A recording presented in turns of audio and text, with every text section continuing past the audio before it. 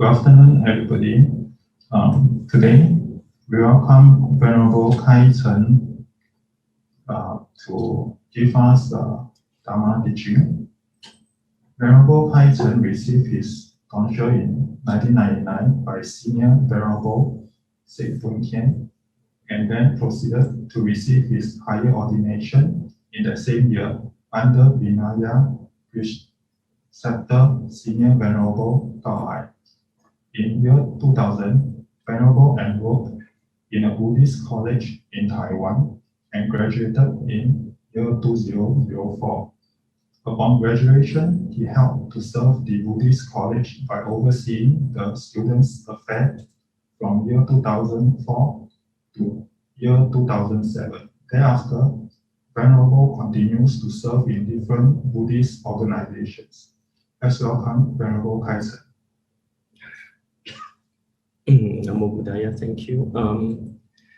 Ladies and gentlemen, I have been invited, by Venerable Chuan Guan and his group of, this is called the Little Dharma Spiritual Group Cultivation, to give a talk.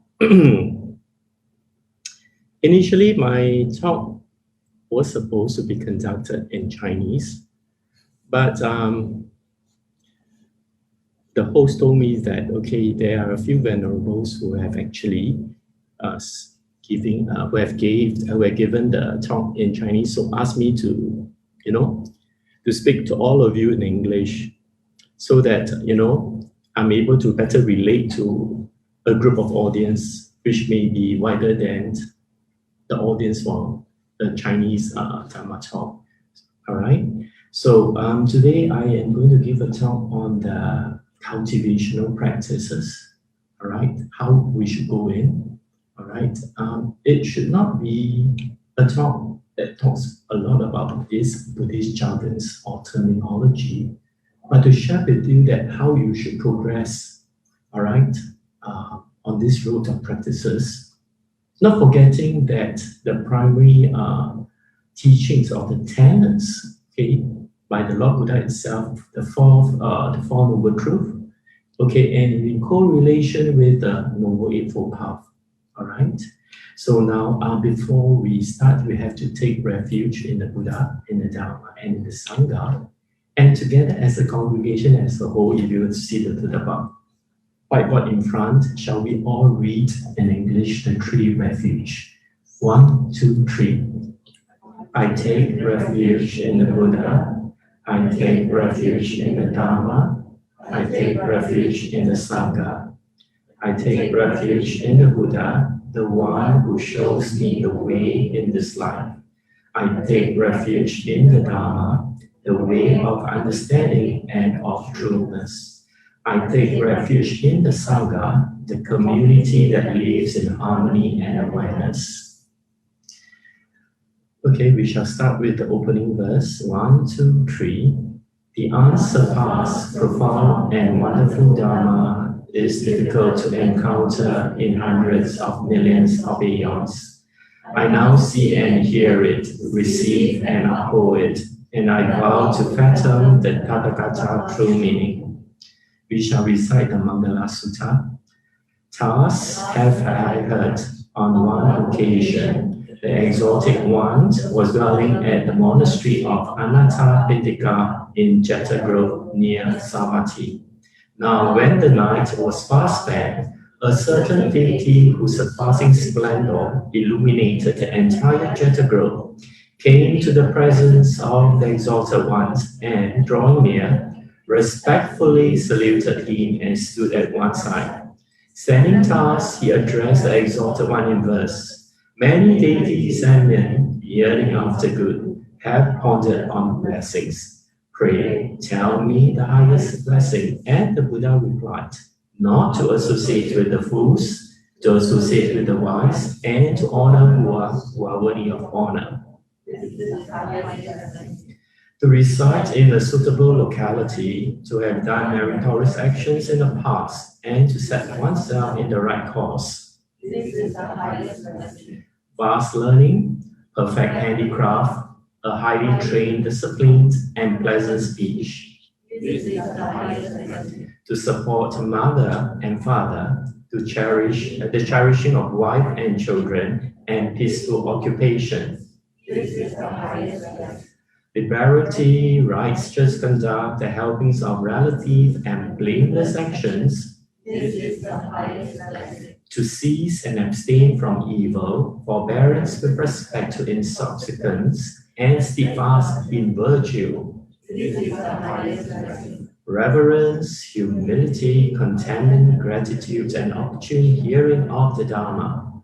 This is the highest blessing. Patience, obedience, sight of the monks, and religious discussion at due season. This is the highest blessing. Self-control, holy life, perception of the noble truth, and the realization of Nibbana. This is the highest blessing. He whose mind does not flatter by contact with worldly contingency, sorrowless, stainless, and secure. This is the highest blessing. To them, fulfilling matters such as these, everywhere invisible, in everywhere moving happily. This is the highest blessing. Thank you very much. So now we shall talk about the different stages on cultivation. All right.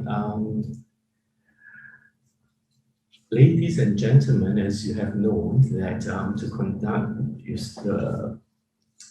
the so-called Dharma talk, okay, in English is never an easy task. Okay, basically, as we have gone, as I have, started with, is into Mahayana Buddhism, and my context, okay, came into with the Mahayana Buddhism in Chinese.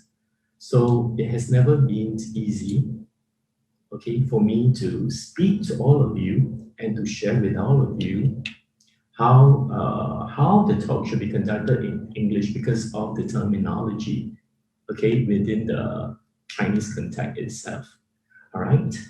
So now we talk about this different stages of cultivation. If you were to read, okay, as we hear the Dharma teachings from a master, okay, and you will see, truly comprehend them through further thinking and practice, a faith to the way will be actually generated.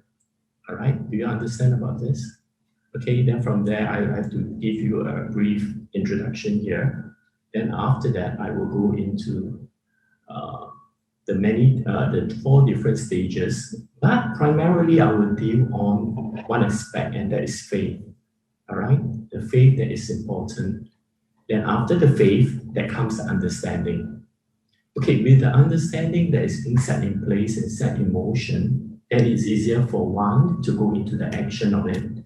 And through the actions of the practices, then one will go into the realization of the way. And that's where, we talk about Arahanships, we talk about the Mahayana 52 stages, all right? The Mahayana, the 10 levels of it, how we go through it. All right. So advancing further, as what I've said here, we will be able to develop a deep understanding of the way. Thereafter, in this way, the harmonious union of our life and the way occurs is called action. All right, the action is important. All right, but basically, it is very important that the understanding is there, the right understanding. All right, if the right understanding is there, in the end, okay, you will be able to succeed within this lifetime or a few lifetimes to come. But however, if the right understanding is not in place, all right, then it may require you to take a long time. Okay, for many, many billion years to come, if your understanding is not there, then no doubt the so-called cultivation would be good, but it may be fertile in certain sense towards your path to enlightenment. All right, so this is very important. We must have that understanding. But before understanding set in, we have to talk about faith. So if faith, understanding, action, and realization, so to go to it, what do you understand about these 4 words in Chinese? Can you tell me, anyone in the congregation here? Yeah, this is what we call the 性解行深. All right. I'm not going to fill with, as I said earlier, I'm not going to fill all of you with a lot of jargons, but to tell you how we should progress. All right. What is more important is the faith, the understanding that you need to know. All right. As for the actions, you have to depend on yourself, on your understanding of the Buddha Dharma itself, and on your so-called, how your karmic actions, how you actually perform more wholesome karmic actions, how to eradicate and eliminate the unwholesome actions. And that will be the area. And from there, and how you realize the path. For that, I have yet to realize into the sagely path yet. So I may not be able to tell you, but through your good roots, through your understanding, all right, it will be beneficial. Of course, this has to be done by the empowerment of the Triple Gem, the Buddha, the Dharma, and the Holy Sangha. Right? Now we talk about the right faith. Right faith. Can this be written? Can be written. Faith. We talk about faith. Okay, the faith can be divided into two sections. All right, two sections of it, known as right faith. Okay, or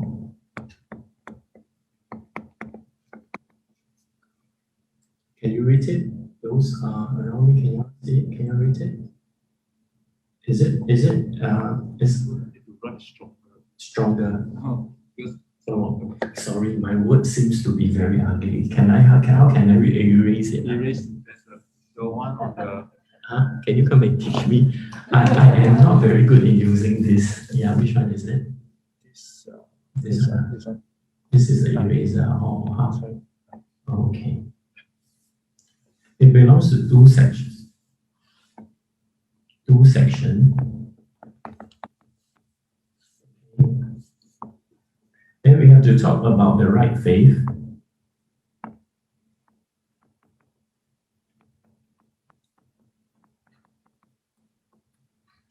Or rather, we know as the faith, the earth faith, which have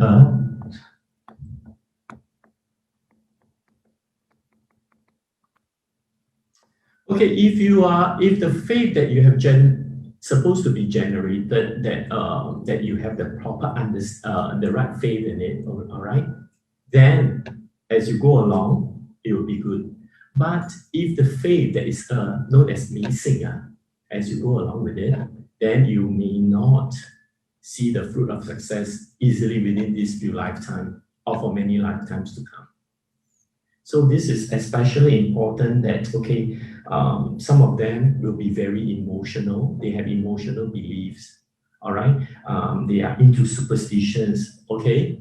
So right faith itself, if you produce the right faith in you, then of course, slowly and surely, you will progress on the path of enlightenment or the sagely path. But if the faith that is being generated is known as earth faith, then that will put you in the cycle of samsara. All right? We call the cycle of samsara, I think, as Buddhists, you know about it. That will go through life and death, life and death. So that, okay, is the difference between what is right faith and faith that is not right. Do you understand, ladies and gentlemen, boys and girls? Thank you very much. All right, yeah. Then we have to talk about even when, okay, even when you are practicing the Four Noble Truths, you have an understanding of the Fourth Noble Truth known as the truth of suffering, the truth of the cause of suffering, the truth of the end of suffering, and the truth of the path leading to the end of suffering. Okay, by practicing that, the Noble Eightfold Path, or by practicing the Noble Eightfold Path, the afflictions do not seem to have lessened. Your wisdom does not seem to have increased over the time. All right. Then that is to say that you are still you are on the so-called a path that may not be very right. Okay, it is still on the right path. All right, but the faith that being generated is not the right faith. The path is right, but the faith is not right, so it will hinder you. So even you have wrong in the right directions, it will not bring you, or it will not elevate your spirituality as well as your wisdom. This is something that you have to know. All right. There may be a few teachers here. There may be a few professors teaching here. You should know that if you do not apply the right technique to teaching your students, then you can't bring forth the young of today for the future of tomorrow. Am I right to say that? So during the past, the teachers have this conviction in them to teach the best and to bring out the best. But how many of them can they bring out the best? Only by applying the technique. It is the same thing. All right? The same thing that in practicing Buddhism, you must produce the right faith. You must not be superstitious. If it's superstitious, then that's it. Your effort, you put in a lot of effort, but it is futile at the end of it. Is it worthwhile? All right. So in this way, that's what we say that, okay, because from your understanding of Buddhism itself, it does not elevate because you are only stopping in the form of language. You know, we speak about language to you now. We talk to you what is language all about. And in the form of sound teaching, you hear what I say. But yourself, you do not have the fortitude, all right, the perseverance, the determination to further it by controlling your body, your speech, and your mind. All right? If I were to ask you, how do you find this Saha world? Is it an enjoyable place to stay? For many of you, would think that it's enjoyable because, you know, I have a family, I'm happily married, I have children, I have grandchildren, I have probably, all right, I'm related to the royals family or I'm related to the Holy Sangha. But you do not know that in this Sangha world is a place for you, okay, to further your practices. You do not know that it is important to uphold the 5 precepts so that in many other lifetimes to come, you can become man and you can get in contact with Buddhism. You are just enjoying the life that you're having now and succumb yourself to sensory pleasure. And this sensory pleasure, if uncontrolled, and not having the right faith and the determination to see them as something dangerous or rather poisonous, you may not know that you have slipped into decadence. You get what I mean? So it is important that at this point of time that you develop the right faith by upholding the 5 precepts. Knowing what what I mean is you must know what are the 5 precepts. And what are the effects and what are the results that comes out of the 5 precepts? All right? If you do it well, you become the human. If you further uphold the 5 precepts into 10 wholesome actions, you will be born in the heaven. Okay, but again, these are good reborn or reincarnations. But you have forgotten that when you are born into the heaven, you are enjoying the happiness of it, being bestowed the bliss and the blessings. But you know not that one day you are still subjected to samsara. That is when your so-called lifespan is up within the heaven realm itself. You will still have to come down. I've told some of my students before, you will not come down as humans. For your information, you will go to the 3 lower realms. So having the right faith is right, but you must coupled with the right faith, you must have the right understanding. If you don't have the right understanding, all right, you are just wasting your life away, reborn in the heaven, then after that go into the realm of suffering. That would not be worthwhile. So in this case, am I right to say that there are still a lot of people being entangled within the web or the nets of deception? They do not have the right understanding and thinking that if they were to go for the 5 precepts, they reborn in heaven or as human rights, that would be good. What if you are reborn in the human realm and you are born in Africa? Or a place where there's no Buddhism? Then, what will happen? So, with the right faith, the right understanding, you have to make the vows of it. So, you have to contemplate, okay, I've been a monk for many years. I have told my students that, okay, it's a statement, it is an arrogant statement made. I've been monks for a couple of years, not many years, all right? So from now it's about 22 years. I've told my students before that, you know what?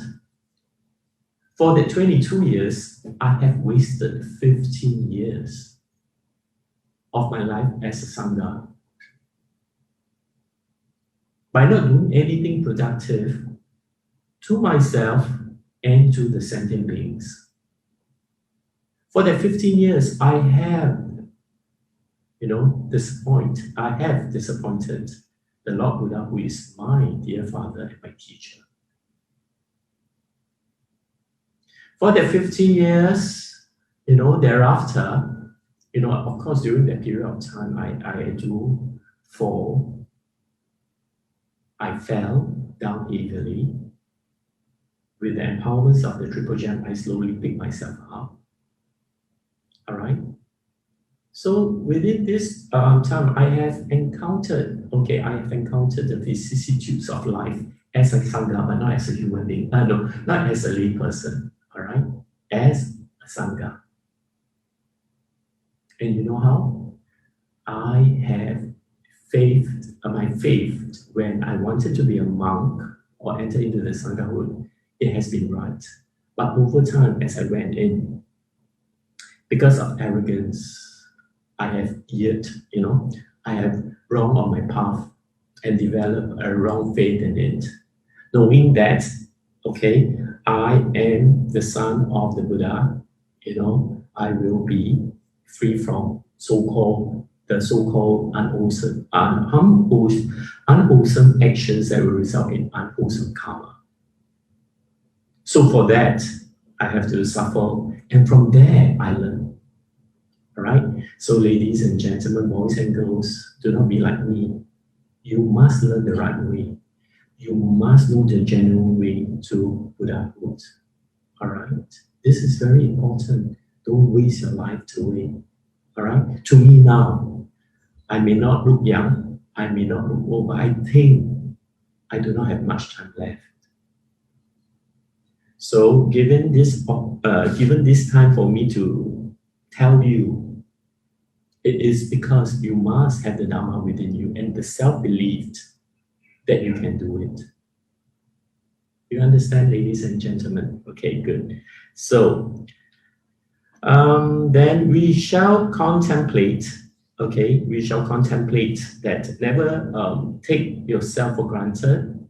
You must tread on this path in a manner that you will have to eat every day. You must have the ways of doing your homeworks every day. Though we say that you may have the right understanding in future, you do not need, but these are the expedience means that will elevate your spiritual merits, your fields of merits to a higher level. All right? So now, talk about it. We must always have a right faith generate to know about the Buddha itself. All right, the Buddha. How would I say that? You know, the Buddha, they have the 10 names of the Buddha. Do you know that? You know the 10 names of the Buddha? What are the 10 names? First, what are they? The task comes one. Yes, Ru Lai. Number 2, what is it? In Gong, one worthy of suffering. One worthy of offering. Sorry. Okay, what else? Huh? One who has a proper and universal knowledge.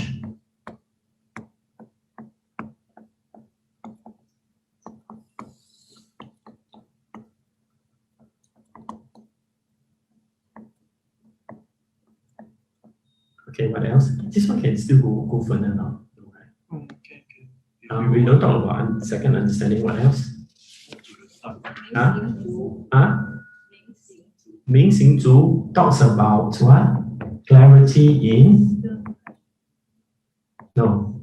Ru Lai, Yin Gong, Zhen Pian Zhi, Ming Xing Zhu. One who is perfect in the clarity in practice. Then what else? This is C. Okay, 5 is what? Huh? 善施, well gone.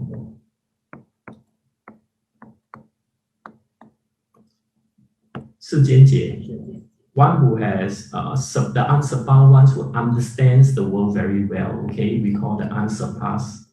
Okay.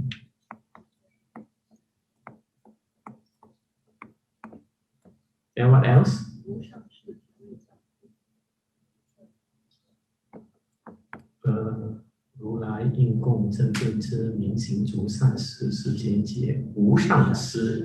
Hero. Okay. Then 还有呢？天人师. We talk about 天人师, right? 天人师 is teacher of God and heaven. Yeah, you're right.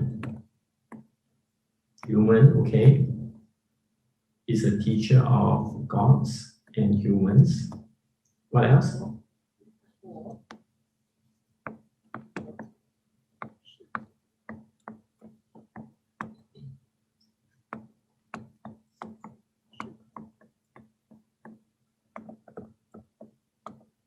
All right. So the Buddha encompassed the so-called the 10 titles of this. So in that sense that he will generate a very pretty, divine, and pure, wholesome action. The wisdom, the kindness, the patience, and the generosity, all these virtues that it generates is worthy for what you are supposed to learn from him.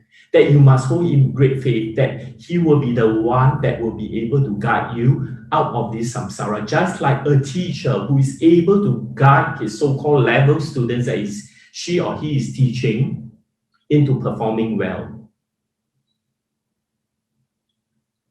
All right? If the student is not able to perform well, then that student may be lacking in his studies, or he may not have the aptitude to study well and good.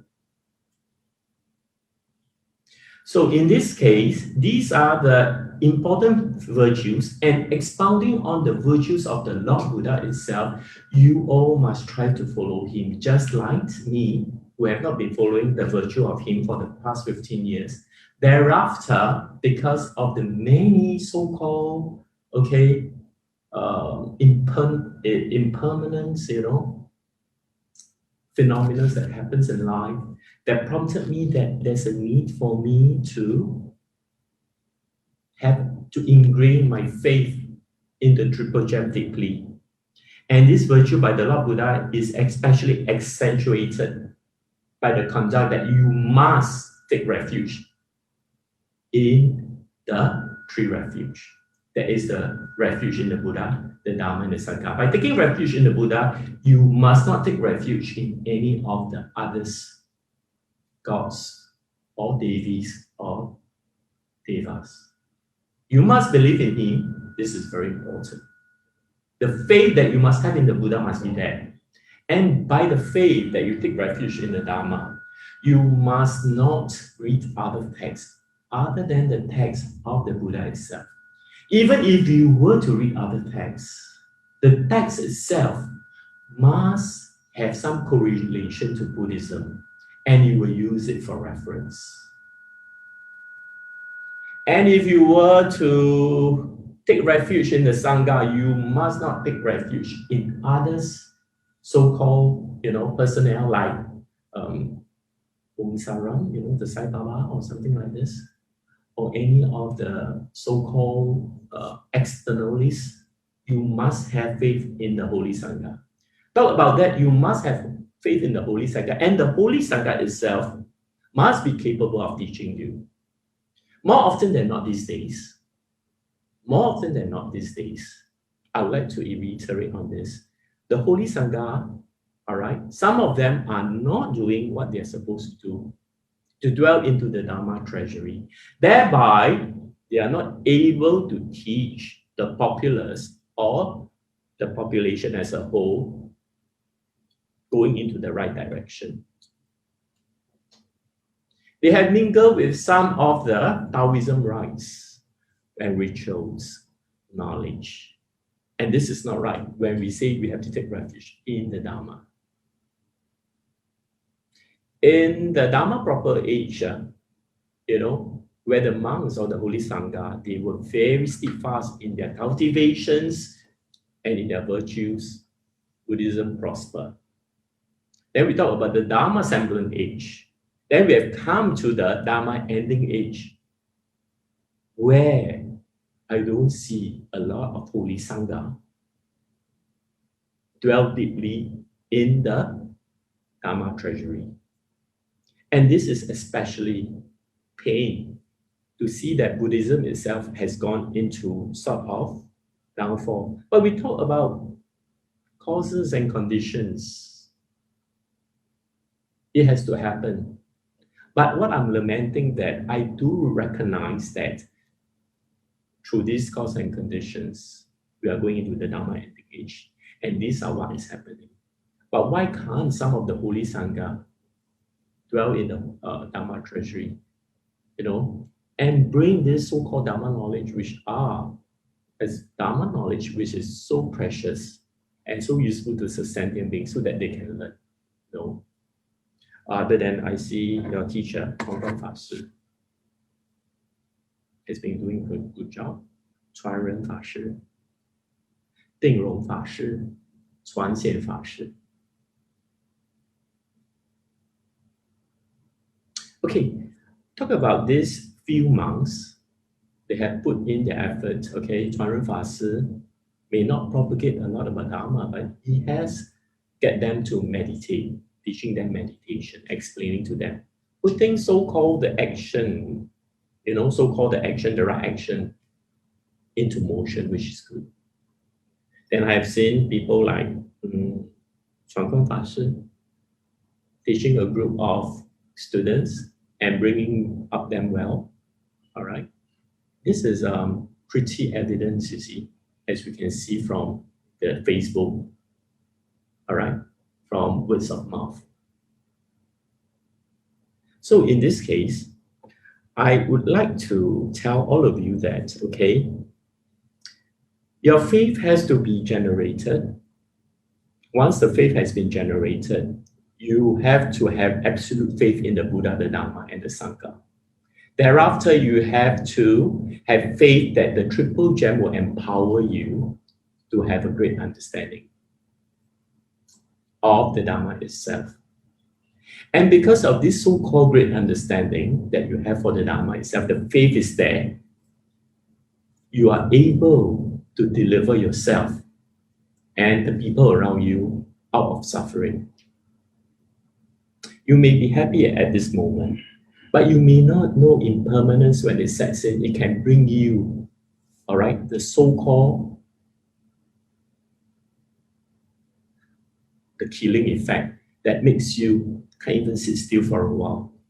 Usually when, you think that you may be doing well at this moment, later just a few words from the two of you, all right, or the three of you, is enough to kill the person in front here. by letting him, how does he kill?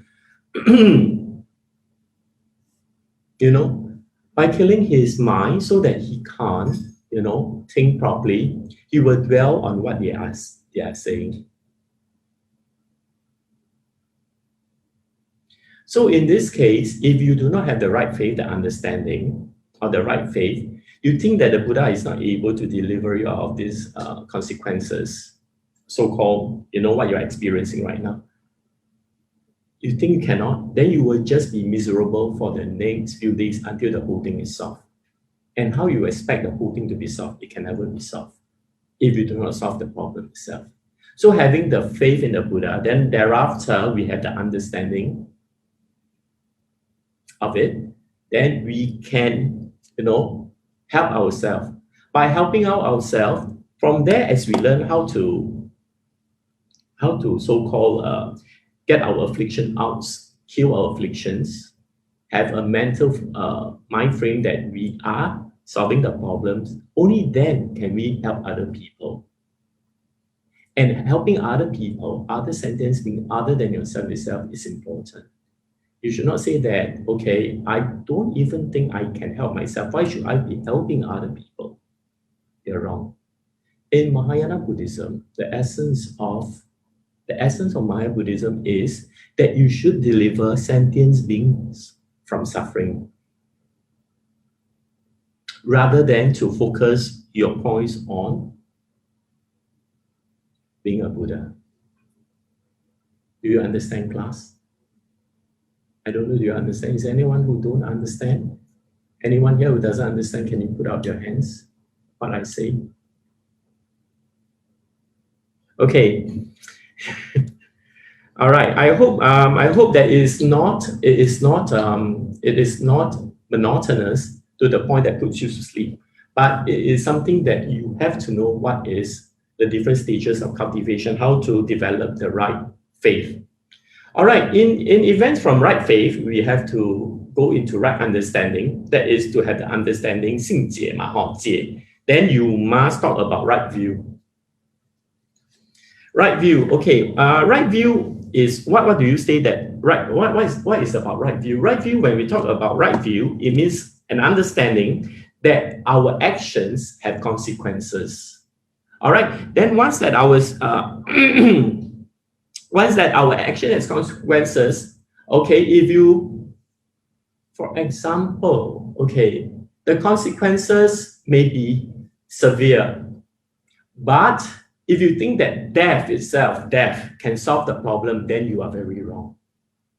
Death itself cannot solve, it's not the end of your actions or of the actions that you have done that produce the consequences. You will bring it to the other lifetime. So having the right view about the consequences of what you're doing through your actions, this is very important. All right? So do not think that by your mind itself, by your consciousness itself, you just think, oh, you're going to do something not right, unwholesome. It won't produce the unwholesome actions. By inside your mind. Many people will think that, oh, by inside my mind, okay, these two persons, okay, they are speaking behind my back. They are tarnishing my reputation. I wish that they disappear from the earth itself. Okay, by just having these thoughts, you are planting the seeds of unwholesome action into you.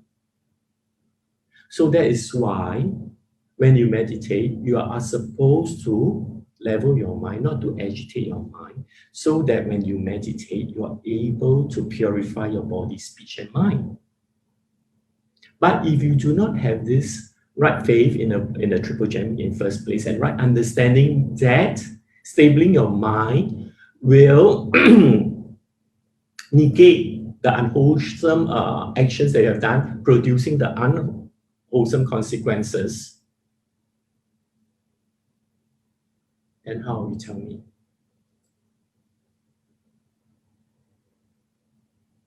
So in this case, having the right view, it is of importance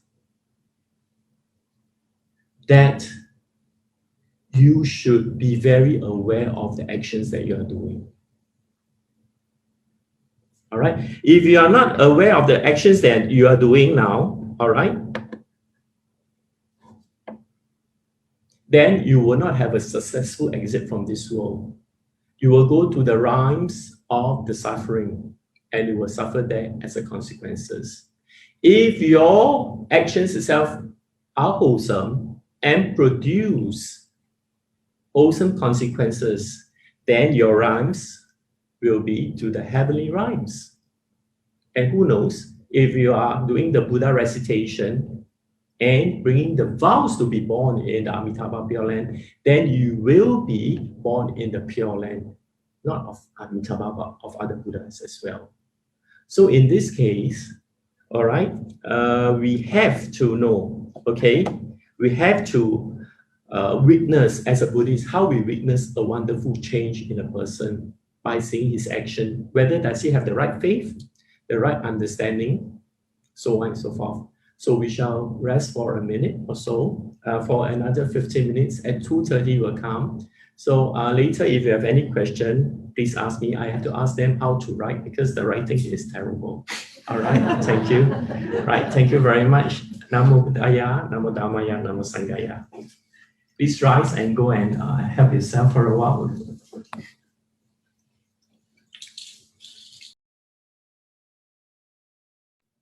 Okay, the darkest moment of my life. Okay, everybody have their darkest moments. It may not be one moment, it may be other few moments. All right. Throughout the years of my tour as a sangha, I have learned to have proper faith, deep ingrained faith in the triple gems. So whenever my darkest moments appear, I always have faith in the triple gem. It is never easy to have this faith in the triple gem because why? At the point of time when your affliction strikes you, okay, where everything in the world come tumbling down, you must not think of a method. First, you must not think of anything, but just to have the faith that the triple gem will guide you, will empower you. All right? With the faith that comes in, you have for that, it will work wonders by the triple gem. We are not talking about superstitious, but after that, during the darkest moment, you must also bring forth the so-called, okay, the so-called repentance. You have to repent for your unwholesome actions, so that at that point of time, when you do that repentance, it will elevate you to a higher plane of your repentance and bring you to the road of repentance by saving you up from that darkest moment. This is especially important. But if your faith is not there, you don't even think of the triple gem. You just think, how should I get out of this predicament, of these darker moments, then seeking help from the deities, the devas, or the so-called supernatural beings in power to help you to elevate, to take you out of the darkest moments. Not considering that the Buddha is your guide at all times. The triple gem will be your guide. So this is especially important that you have to strengthen your faith, all right? So now when we talk about that, we talk about Ananda. Ananda, okay, when the Buddha asked Ananda, okay, Ananda, why do you wish to enter into the order of the Sangha? And you know what Ananda said? Ananda said that, okay, because of your 32 signs and your 80 secondary characteristics, all this goodness, when I contemplate, makes me want to go into the monkhood. Because the faith that he has for the Lord Buddha itself brings him into the monkhood. So this is very, very strong faith that he has developed. Thus, he was able to be the male the attendants to the Lord Buddha through latest years. Then after that, he also says that because of your golden hue body, in the 紫磨精身, the golden body, then the so-called the aura that he emits is so positive, the energy is so strong, it's filled with goodness, it's purity divine. that brings him into Buddhism and into monkhood. So, all right, now if we were able to smash the nets of superstitions and to aspire to know the goodness of the Lord Buddha and how he attained all this goodness and his manifestation of how he helped the sentient beings, you will have absolute faith in him. Thus, it is always important that we go to the Triple Gem for refuge, all right? And to establish the faith, okay, to establishing the faith, then there are things that you need to make sure that this faith itself is impeccable, indestructible. There are 4 things that you have to always have that in mind, called the 4 indestructible faith. You know what is it called in Chinese? I think some of you have seen. Do you know what is it? If we were to talk about the Samyutta Agama in the text number 30, it talks about this faith that you must have because of the stages of cultivation that have to go. You must have this faith. What are the 4 of them?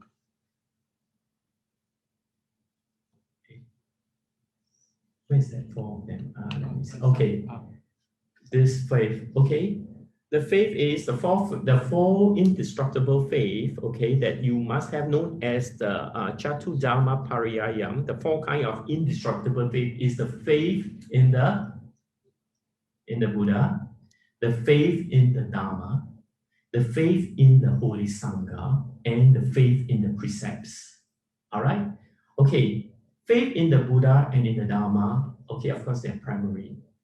Okay, but faith in the precepts is equally important because by knowing the precepts, by doing what is not wholesome, okay, you are giving rise yourself to a proper platform for you to further develop your faith, and that anything that comes along the way will not strike. Just like what I said earlier on, that people during their darkest moment of life, all right, during their darkest moment of life, if, for example, the faith in the Triple Gem is never stable, they will seek help from externalists and wanting externalists to help them. All right. Oh yeah, talk about that. I have encountered that before. Okay, when my faith, when I reach the darkest moment of life, I do seek help. But it was very, very not common for me to do that. But at one time, I think that was about 9 years ago, I did seek help. Not from externalists, but within the Buddhist order itself. But it is not considered to be, it is considered to be pretty proper. But yet, after thinking of it, I think it was not proper, because if I do not establish the faith in the Buddha, Dharma, Sangha, and the precept itself, or the pillar of faith itself, it will never destruct my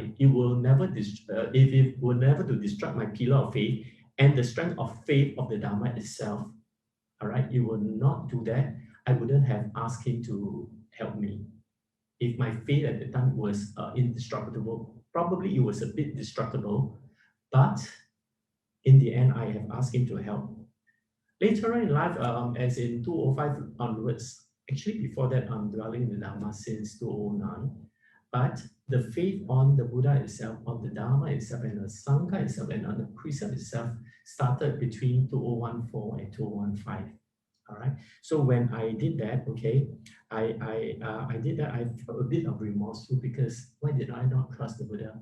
Because at the point of time, why I did that, because I have asked the Buddha to empower me, but it did not happen. So by not happening, I was thinking, I cannot see the result. How? You know, I have tried my method of prostrating and getting some of my prayers answered. 当然是说你要无所求的去做，不是有所求。But at the point of time, I'm still afflicted by the worldly afflictions. So at the point of time, again, my pillar of faith was a bit shakeable. So thereafter, after I've come in contact with certain school of thoughts, and I have come to know that the pillar of faith is very important. So I subscribe to this 4 pillar of faith known as the 4 indestructible faith that I must encompass myself to follow it. Do you understand, ladies and gentlemen? All right. Then after that, only when you have this 4 indestructible faith, then you can say that you possess the right faith. All right. But if you don't, if you don't, then I must tell you that once this 4 faith has been established, then no one can destroy your faith in the Buddha, the Dharma, and the Sangha, and the precepts. Nobody can destroy this faith, and you will have complete faith in the Triple Gem. Not even we say devas or devis, gods and men, kings and courtiers can destroy this. You will not be moved even then if you were to go into the darkest moment of your life. All right. So this for indestructible faith is very important that you must be strong. If not, even though you say that you may have taken refuge in the Buddha and the Dharma, your faith can be destroyed anytime. If you were to encounter the vicissitudes of life, which can be pretty overbearing. All right. With this 4 faith, even you encounter the worst of the worst, you have the conviction that you have the proper faith in the Buddha, in the Dharma, in the Sangha, and the precepts. All right, it will tide you over gracefully. You will see how the Triple Gem works wonders on you, and how your faith that is indestructible will read, even when you are maligned. Even when you're being accused, over the time you just have the faith, it will go over. But of course, at the point of time, you must always observe your body, speech, and mind, especially your speech and your mind. Because why? Your mind will generate those unhappy thoughts. You may want a revenge. You may wish that the person is not good. So, at the point of time, when the mind starts to act, and the speech itself comes out from your mouth and you tell people and that's it, you are creating negative karma for yourself. So at that point, if you have complete faith in the Triple Gem, just follow what the Buddha has taught you. All right? You must remember that. Follow what the Buddha has taught you. Keep your mouth closed. Stabilize your mouth. Just endure the accusation, the malign, and everything will go well with you and you will be rewarded. The reward will not manifest within 1 year, 1 month, half a year.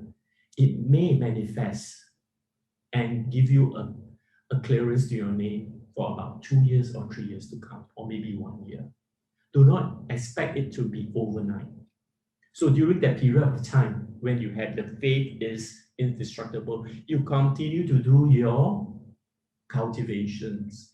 And this is how you repent and how your spiritual merits gain. All right? And that is where the empowerment of the Triple Gem comes in and work wonders on you. Do you understand, ladies and gentlemen? All right? So in this way, you're able to tread on the path of Nibbana, provided you have the 4 indestructible faith. All right? This is very important. All right? Then in your lifetime, okay, in the lifetime, we talk about this. Okay, we have inner faith in the Buddha, in the Dharma, and the Sangha, because they are 3 in one entity, right? One entity itself. The Buddha itself, okay, as we have the Dharma, then after that we have the Sangha. The Buddha in his lifetime as Prince Siddhartha, during Prince Siddhartha, he enjoys the sensory pleasures by having what he wants. He has the power, all right, he has the position, he has the wealth, he has the riches, okay, of what he wants, or what he wanted. But you see, his motive was one kind to pursue towards Buddhahood after the 4 sights that he has seen. Am I right to say that? We talk about this first. All right. So, and one thing is that all beings, he contemplates that for one reason, why he wants to do that and to be a Buddha? Because of his, of course, we talk about cause and effect is because of the cause and effect. Secondly, because of his great bodhicitta, but his great compassion, he wants to deliver sentient beings from suffering. So to do that, okay, he knows that all sentient beings, being you, being me, being others, being this and that, they possess the Buddha nature.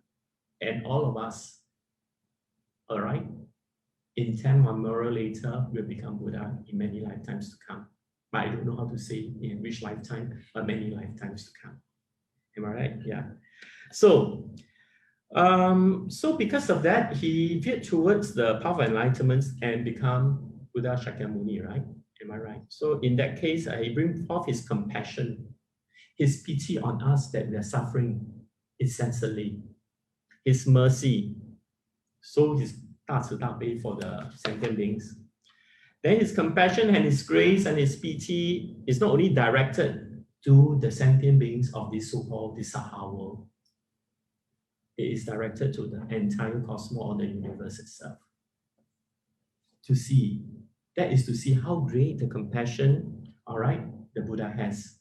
Be it whether the sentient being has affinity or no affinity. So when we say about 同体大悲, means compassion for the sentient being is spread evenly, not only for the Saha world where he teach, where he taught, where he manifested, but for the beings of the 10 directions. That's why they say that the Shakyamuni Buddha has many different bodies and many manifestations in a billion form, not million, but in a billion form. So he can go to other, okay, universe to teach and deliver sentient beings, not in the Buddha form, but maybe in man's form, housewife form, children form,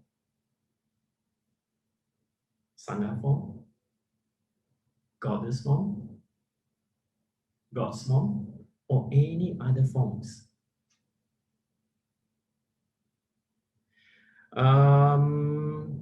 So you see, the Buddha itself is so compassionate that he has no segregation. But we as Sangha, we have segregations because we have not entered into the sage path yet. So of course we have our likes and dislikes. But knowing that as Sangha, we should know that we have segregation and we must work towards non-segregations of likes and dislikes for sentient beings. So can you see the difference between the Lord Buddha itself, the Holy Sangha, and the lay followers, the difference? We try as Holy Sangha, try to have no segregations. But at times, when we just feel that we are overly sensitive, then we just feel that we are not able to control, we just let out. But after letting out, okay, we know what we have done. We bring it back to ourselves, tell ourselves that next time when such thing happens, we must be careful. And when this, you have to make sure that during a cultivation, when such thing happens, when you get into a range, you must know the range is coming up in you. Then you must try to control it. And how you control it? You must cultivate. You must do your homework. It is when you do your homework, you calm your mind is down, is clear, is calm. Then only when the range comes up, you can see the range coming up and stop it. It is never easy. It is never easy. It does not take you one time for you to rage. It may take you 3-4 times for you to rage until the 5th time you are successful in controlling it. So do not see the Holy Sangha, okay, as that we must be like the Lord Buddha itself. So divine, so purity divine. No, we are learning to be like the Lord Buddha, but we are not the Lord Buddha. You get what I mean, ladies and gentlemen? So in this case, we also must have about the, how great the Buddha is. He's completely selfless, he's completely pure, and he's completely divine. And of course, he is completely, so-called when we say that he's great, right? He's waked up, very waked up. You see, when you cultivate, all right, when your so-called the spiritual merit goes up, all right, it's like a scale, the scales of your unwholesome actions or your negative karma goes down. So once it goes up, all right, at this point of time, once it goes up, all right, it's like this, it's never like this. Once this goes up, this will go down. This goes up. So when the spiritual merits, right, when you do yourself well, you cultivate well, all right, when you look at the Lord Buddha and his teaching and what he has done for us, and he allowed us to aspire to be like him, you will shed tears. You know, tears of being gratitude that how he is so selfless, but we can't see because we are humans. We are being blinded by our body, speech, and mind, the defilements of our body, speech, and mind. That's why you cannot never feel the greatness of the triple gem of the Buddha itself and the Buddha of the 10 direction. Don't talk about the Buddha, even the Pusa, the Bodhisattvas of the 10 direction and how they have aspired to help us. But we just don't know, but they do help us.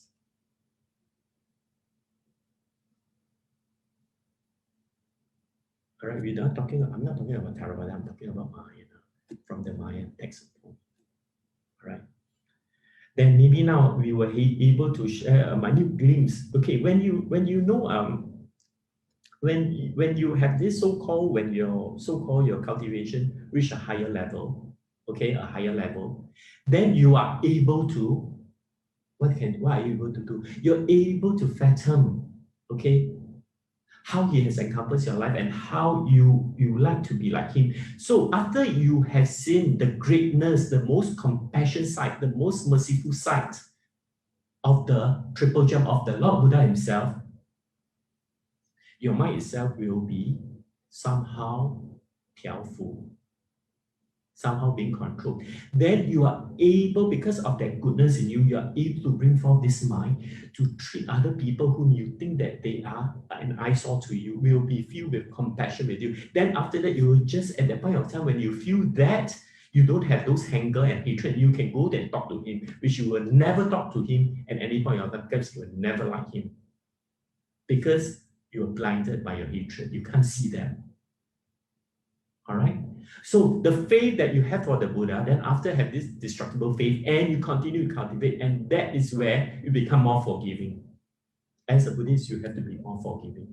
But forgiving in a way that, you know, where your wisdom dictates you, not where your intelligence or your emotion dictates you. I suppose all of you here, you have people that you don't like, right? Am I right to say that? You have people that you don't like. So when people that you don't like, how would you deal with them? All right? Simple. You wish them dead. You wish them that they will disappear from this world. No, we are talking about the truth. We don't talk about untruth things. That's why I never like to use pretty much jargons. You will wish that they disappear from this earth. So what if they disappear from this earth? Yes, they will be gone. But do you think that affliction has come lesser? No. You think that because of these enemies that have gone out, no other people will come? They will come in place. And even worse than this too. I can tell you that. All right? You know how I knew about this? I remember in 2002, while I was a student, of course we have our likes and dislikes, you know. Then there are a few gossip mongers, you know, gossip mongers. So I was telling one of my Dharma brothers, Dharma so-called student, we are students, we are Dharma siblings within the Holy Sangha. It's pretty irritating. I hope that the school will ask them to go. We hope that within our congregation it will be peace. And you know what he told me? He told me these words I will never forget till this very day. No use.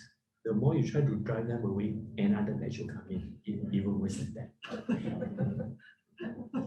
They may be my evil advisors, but they do me good. They help me with my endurance, my perseverance. It is dependent origination. We talk about 原始进攻, the dependent origination and the emptiness. It's because of the form of endurance that makes you grow up, makes you able to acclimatize to every situation. And this, by not giving yourself the way to hatred, by having the hatred increase in you, you grow. And with a bit of wisdom in added.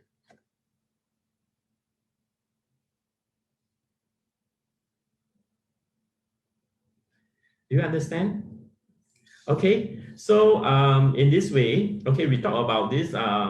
We talk about this calming effect about many lifetimes. So when you meet your evil advisors, do not hate them. Just pretend that they are not there. No, when you pretend that they are not there, you're not giving rise yourself to any hatred, right? So if you pretend that they are not there, you don't even want to know that they exist.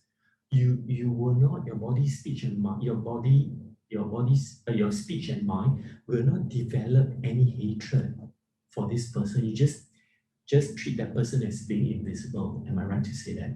So in that case, even though there's dislike in you, you will not cultivate into something unwholesome. They are there. They are there to test you. So take it as a test. So they always say, what kind of thing nourish your body? Being at a loss nourish your body the most. So it's good to be on the losing side or on a losing battle rather than to gain an absence. Who doesn't want? Am I right to say that?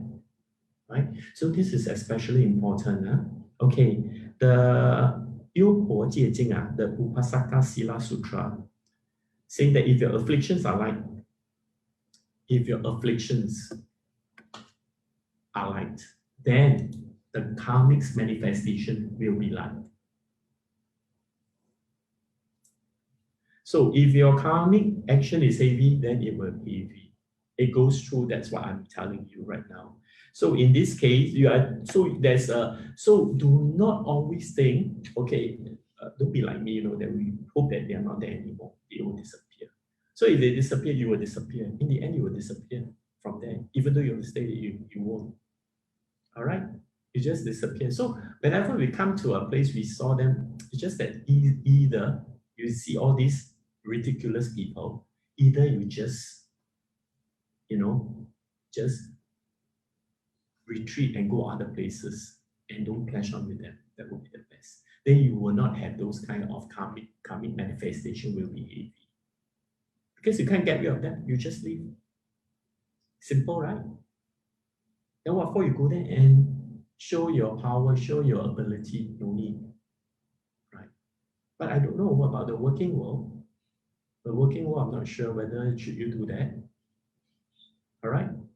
There will be bosses who can't actually see eye to you, just find that you are irritating. Initially, you're very, very nice, but I don't know how later the session, the eyes or the body and mind just find that you are irritating and just pick on you. So instead of, you can take it, just retreat. And the gift of the gap is something that is very difficult to upkeep. You will just say that anything that the other parties are in the wrong, only you're in the right.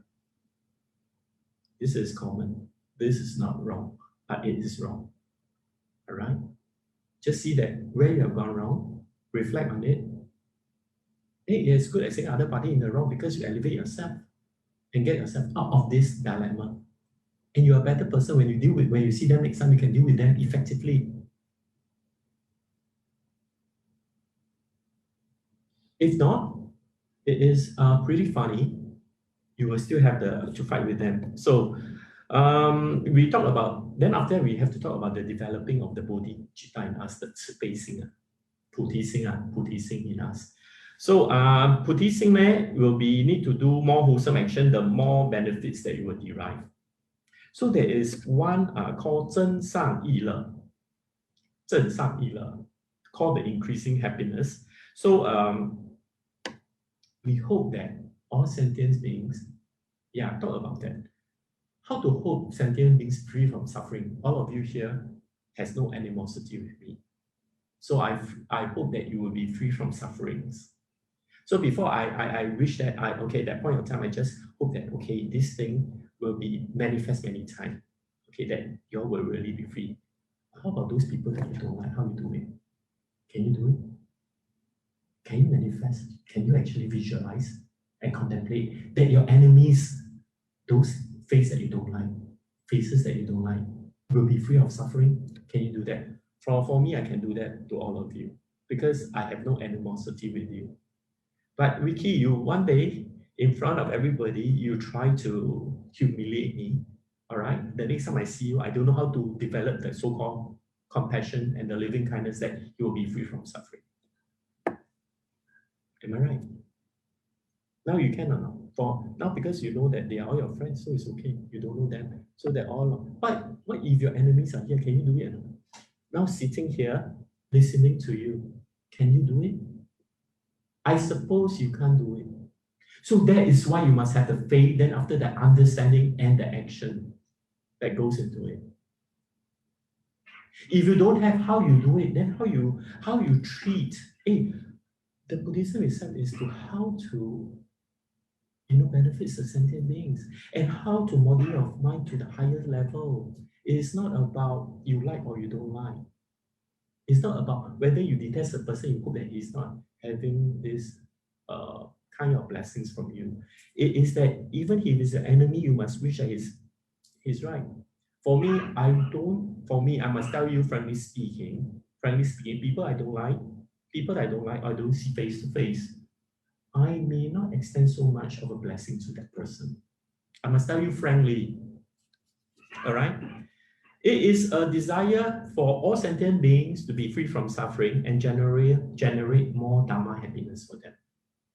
For people I don't like, I can't. But over the times, okay, when I became a monk, for those who antagonize me, I will not talk to them. I will not even see them. But whenever I see them, I will develop a hatred.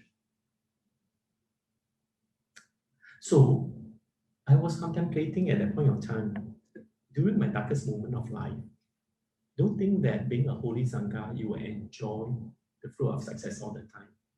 I think Catherine, you know, right? Catherine knows, I think she knows what I'm talking about. Not because she's a Sangha. All right? That darkest of mind will melt any animosity that you have for your enemies and you wish them well. You must always remember at the point of time, your darkest moment where you're so helpless that you cannot help yourself, you must remember that feeling that how you feel for your enemies. Nothing matters. Your enemies, let them be happy as well. It's because the reason that you cannot forgive your so-called your enemies is that you have not reached the abyss of your life yet. ABYSS. You have not seen the suffering that is so excruciating and how to extricate yourself from it. Then how can you still hate your enemies? To them, oh, how nice if I'm friend with my enemies. How nice I'm friend. Right, Justin? Yeah, Justin, I agree with you. All right. So, and at the same time, you must bring forth the bodhicitta, the willingness to bear the burden. The burden of what? That all sentient beings are free from suffering. It's only at the darkest moment of life. At this moment, we can't. So if you do not have the darkest moment of life and you do not treat it as a lesson, then it's very difficult that you're willing to bear the brunt or the burden of your enemies. Talking about yours is okay. Oh yeah, talk about to bear the burden of all sentients free from suffering is never an easy task. All right. If you were to make this vow, just this vow of getting that your enemies itself, okay, that all sentient beings you bear their so-called their suffering, you may not know how his life is like. I remember, I don't know, did I tell my student many times ago, a few times ago that, at one time when I was bringing forth the bodhicitta, when I was bringing forth, I hope to shoulder the burden of all sentient beings. So that very moment after that, I fell sick. And I just slept and I just dreamt that I felt that a period of time, I just feel that I am going to so-called die, but not die yet. I feel that I fall to the abyss itself.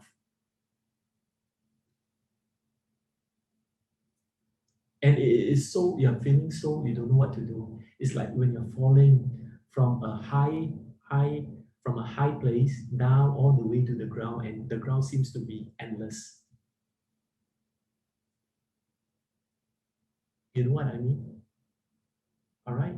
So when you do that, right, it's good. But at the same time, it tells you, you know, how suffering itself, how the sentence bring us suffering, we may not know. By that point of time, you know, oh, suffering is really pretty depressing, pretty terrifying, or it's very terrifying. So must bring forth the bodhicitta. Then after that, doing things for all sentient being and one willingness will give rise to a joyful heart. This is what we call increasing happiness. Like when you see the Holy Sangha together, Chuan Gong Fa Chi, Chan Ren Fa Shi, Ding Wu Fa Shi, myself, we gathered once for lunch, okay, are rejoicing in that. That such thing will be eternal, but nothing is eternal. But eternal that the you know, the act of giving Dharma to sentient being enrich their life, be a nectar for their life that can go on. This is something that will increase, that will still bring forth increasing 正义快乐，知道吗？它是正义的。Then after that, then chanting of the, or for example, chanting of the Saddharma Pudarika Sutra, talking about Ekayana, okay, about one Buddha way, and how it brings benefits to the sentient. Oh, this is something that we can talk about. Then seeing that this way place bring forth the cohorts itself of various venerables together to share Dharma and benefits all of you. I don't mean I benefits you, I'm sharing with you. All right? It's something that you must rejoice. So in this way, one must be aware and mindful of your karmic actions and bring forth of it. Understand? All right? So it is like this because that you are aware of your karmic actions. So when wholesome actions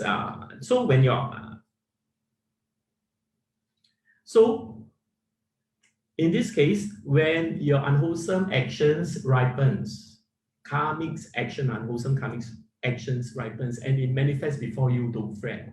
This is because during your many lifetime, because no proper understanding, no proper faith resulted in what you're having now. It may not be one lifetime, many lifetimes. So see the things as they really are. See the truth of it. Because of my many lifetime I've done. Continue to practice wholesome action and change it. All right. You will see what is it. You will don't fret about not knowing what Buddha Dharma is. When the time is right, you have the affinity with the set of Dharma. You will learn it. So every day you must make vows that you can practice well. All right. Do not fret, because if you fret, you will still not get you anywhere. You must have that faith, the absolute faith.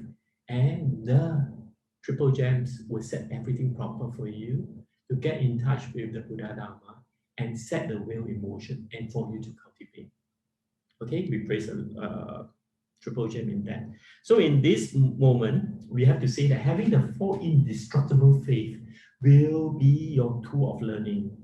It will progress, it will send you progress, it will progress you well and good on your Dharma path. Do you understand? All right.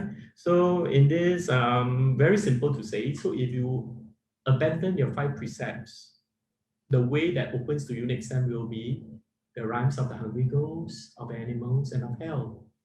If you uphold the 5 precepts, it will be heavenly rhymes or even Buddha lands. Am I right? From the 5 precepts, these 5 precepts, you know, it brings up to the 10 wholesome action, the bhikkhu's precept, the bhikkhuni's precept. Okay, the lay follows precepts from these 5 precepts. So 5 precepts are very important. They may seem 5, but when they branch out, it can be numerous. All right, you understand? Then, if one wants to jump out of samsara, that is to leave and be free from suffering, you have to follow. Even you have to follow the Buddha's teaching. Even if you are a student, you must set in your effort as well. If you don't set in your effort, how can you progress? So setting in your effort is not to play games all the time. Well, we see that young students play games all the time, but older men and women also somehow get caught in this game. Or I don't know what is it. They can shout, and I don't know what is it. So now, when we talk about progressing towards the path of faith and understanding now, we talk about progressing into this so-called Buddha cultivation and teaching. We have to talk about the dependent originations and emptiness. All right, dependent origination and emptiness are two sides of truth that are mutually supporting each other or mutually supporting principles. 缘起性空，它又有又空。Okay, so dependent originations is talks about the phenomena, about the cause and action that comes, but there is no so-called permanent self itself. All right, it is the causes itself. It is just the causes that comes together. Then after that, it is the meaning of emptiness and no self that comes into it as well. So emptiness means no self, and means that nothing is absolutely independent on each other. Emptiness. So in this case, in solid practice, when you are going to practice itself, right? Okay, you must emptiness is realized through the removal of afflictions. Emptiness, afflictions, when your afflictions lessen, when you have gotten rid of your afflictions. Then after that, whereas the dependent origination is realized through the tolerance and the service, both by oneself and others also benefited. So this is dependent origination. I think for those who have studied in the early days, Buddhist studies in English, Buddhist studies in Chinese. All right, in English, when we talk about dependent originations, all right, you don't know what the books was. That time was done by the Curriculum Development Institute of Singapore, I remember. We don't know what is called, that time what was known as dependent origination and emptiness. I guess that time that chapter was most difficult to grasp and to understand its entirety. If you were born during that time. In 1969 to 1974, there are pupils in Singapore who has this called religious studies. Then 在华语呢，它就是说缘起性空。It is pretty profound, all right? Pretty profound. So talk about this emptiness and dependent origination, right? You must work together to the ultimate goal, to awaken, you know why? The great compassionate love for all sentient beings. It's through this that you will have no segregation, that you can work together, bring forth the great compassion that you have and the pity that you have for the sentient beings to alleviate them from the suffering. So that is why this dependent origination and emptiness, okay, these two chapters are especially important within the Mahayana context itself. Then by understanding that, we were able to know, because you see, once you know about this from dependent origination, you strive on more. Then you, in Theravada, it will talk about you progress, then you become Arahant, right? Right. From this, of course, after this, you have to go into the 6 paramitas. 6 paramitas itself will brings up thousands or even 10,000s of those for you to practice. Am I right? So in this very case, when we talk about the part where they talk about dependent originations, you will proceed to Arahant. Okay, the first, second, third, fourth, as in Arahant.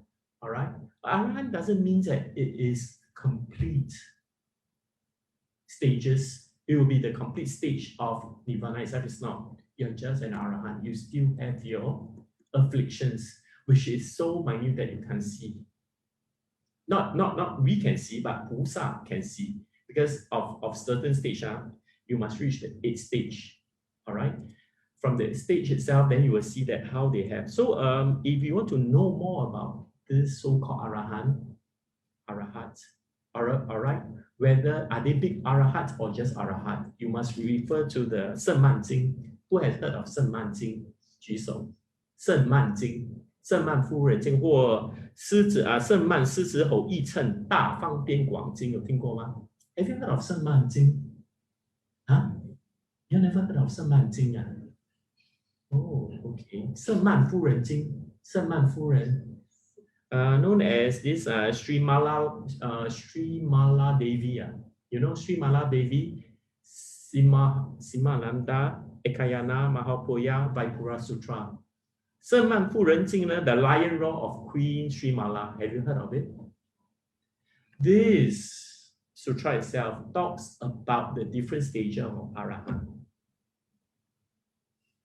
And Arahant itself, the stages, in order, okay, the Arahant may be the Arahant itself of the four, you say Arahant is the highest, right? Complete, part of the three world. Then from this Arahant, there are many Arahants of different stages as well. Okay, the upper stages, the one on the higher level will come down to the fifth level to teach. Fifth level will teach the fourth level. The fourth level will teach third level. Third level will teach the first level. Then when the first level progresses to the second level will teach the first level.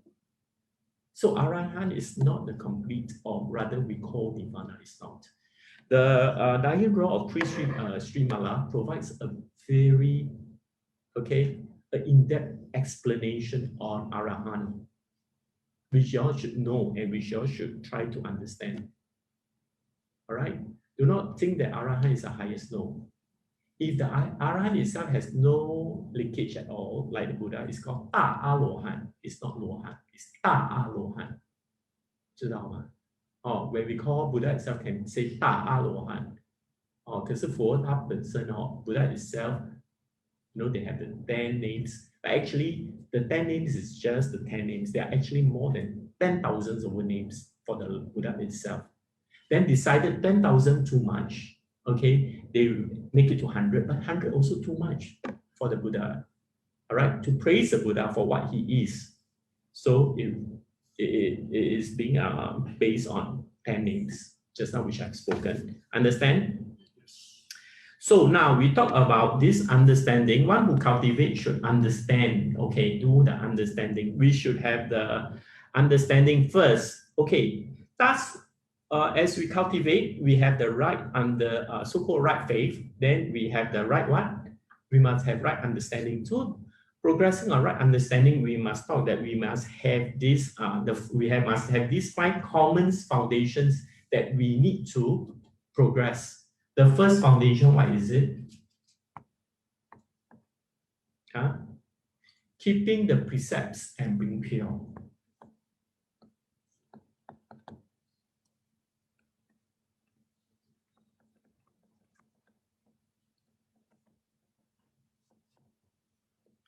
Okay, being holy Sangha or the laymen, we must take good care of the precepts that we have received.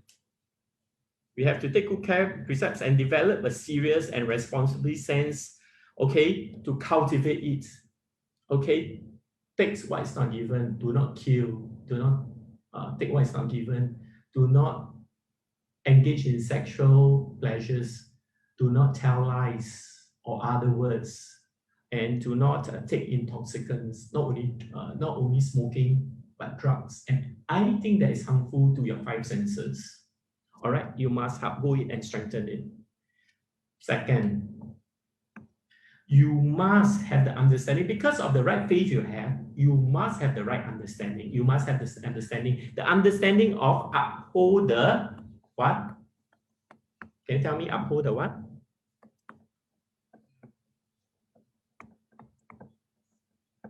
Refuge.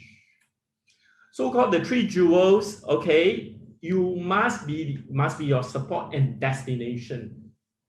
Why say destination? Because you aspire to be a Buddha. Yeah, then that would be the destination of the life. Because the 3 jewels, will be considered the happiest, most peaceful, brightest, and most compassionate, and even the most noble true treasures in this Saha world. All right, so you must always let it be your support in time of goodness and in time of sadness. in times of riches and in times of poverty. All right, you must have this. All right, understand? Okay, you. Actually, I don't quite know how to use this. All right, then after that, we talked that you must have the 出离心. Okay, 出离心. All right, to have a distaste, okay, distaste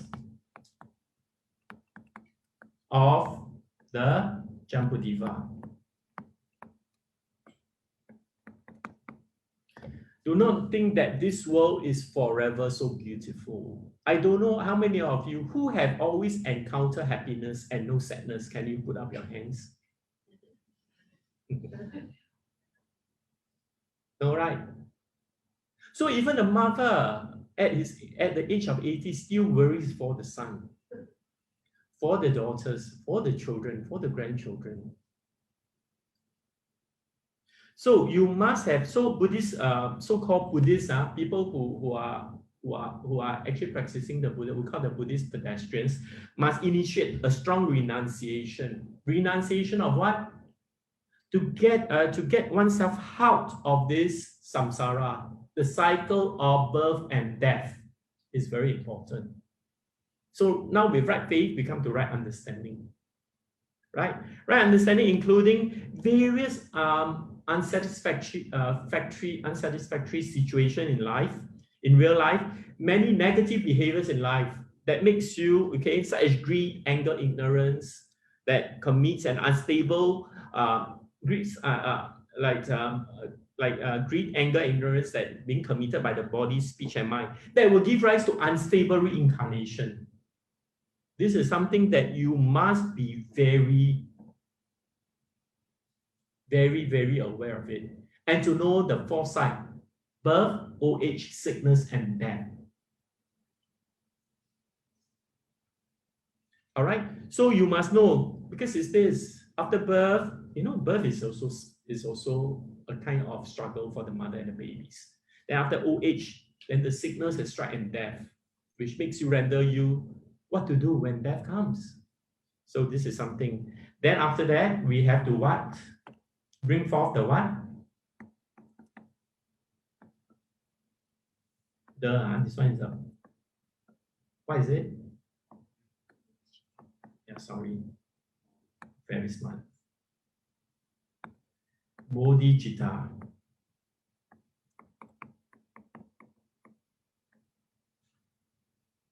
You have to bring the bodhicitta that, okay, you have to bring on this bodhicitta that not only that you yourself is free from suffering, but other people around you also free from suffering. You may think that this is minute. This is so little as myself, what can I do? But if you bring forth by your wishes, by your vow, you can do it. Okay, and strongly hope that they will free from suffering. This is the goodness of you.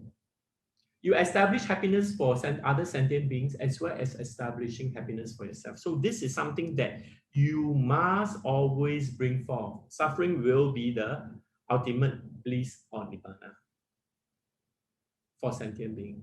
That's why you need to cultivate. You must find your Dharma door. And after finding your Dharma door, you must have the understanding how. If you have the taste, you have the love for this Saha world, and you don't have this taste for this for the Jambudvipa itself, and you still think that you are having a very good life, then I can tell you you're very wrong. Because we are very comfortable with this world, we get what we want, we are self-sufficient, so we think that we are in the best world, but you do not know that things are subjected to changes. It's impermanent. Why did the Buddha say subject to change are all things, strive on with diligence? His last words to all his disciples. All right, so this is what you do. All right, then after that we talk about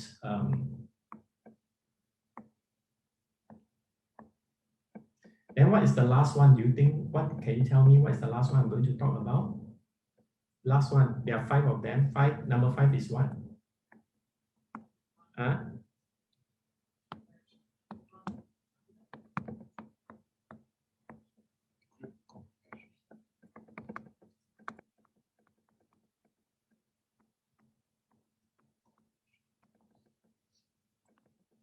You see, when you are being inside within the cycle of samsara or birth and death, you will feel the limitless pain and anguish in reincarnation.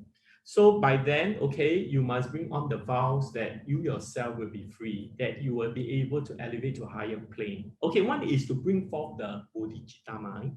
One is to bring on the great compassionate vows that you will be free from suffering so that you can aspire to help others. All right. So that in this case, okay, you wish that all sentient beings that they will be free from suffering. At the same time, okay, you also grateful that all of you here are my benefactors, like my parents, who have, who have helped me to progress, who have helped me to generate this bodhicitta in me, and I'm able to bring forth my great compassionate vows.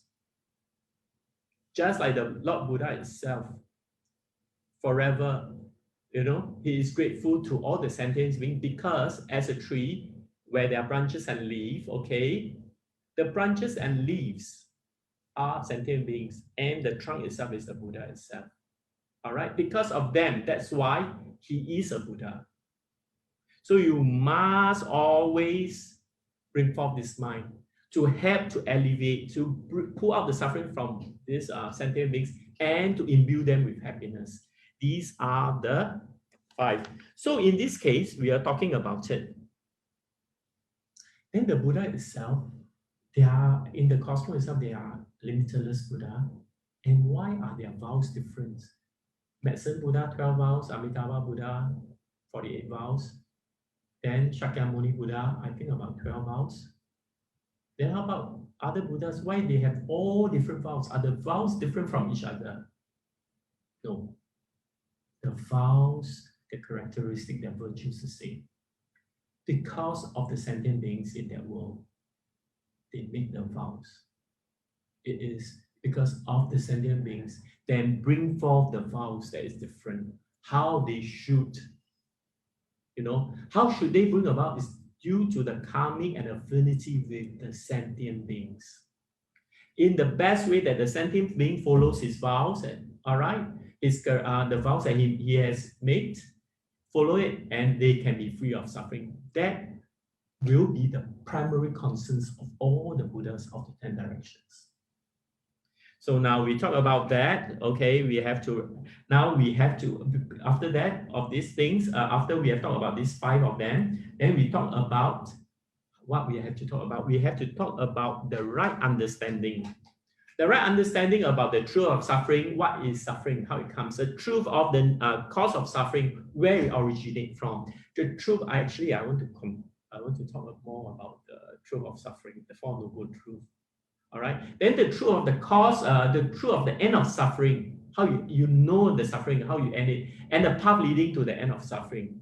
The 4th Noble Truth must set in. Is because of this craving, how you must destroy the craving. Where the craving starts. Craving itself is suffering. Where it starts, how you end it, and what is the way of ending it. This is especially important. So you must know where your affliction comes from. Then after that, you know how to deal with it. So usually it's not easy. Parenting a child is never easy. Okay. As an old parent seeing their child grow up, may not be as well as it is, it's also worrying. So we must have the complete picture of the Four Noble Truths. Okay, that is why. So do you understand, boys and girls, ladies and gentlemen? Okay, so at this point of time, because of this right understanding you have, okay, talk about right action. So is the right actions which you must have the Four Noble Truths. You must have the quest, okay, the quest itself to tread on this path based on the Fourth Noble Truth. Four Noble Truths is shared by the Theravada, the Mahayana, and the Vajrayana. Okay, so these Four Noble Truths teach you the way because you have the understanding. You have the understanding. All right. Since you have the understanding, the Four Noble Truths will help you. And from the Four Noble Truths, it will come out the Noble Eightfold Path. Then after that, you will come out more and teach you the way. It depends on what your affinity is and how you progress. So in another case, the right faith itself, right understanding itself, they are very important. All right. If you do not have the right faith and right understanding itself, then your actions itself, even though you follow the Noble Eightfold Path, it may be fertile unless you have the right understanding. Do you understand, ladies and gentlemen? Okay. So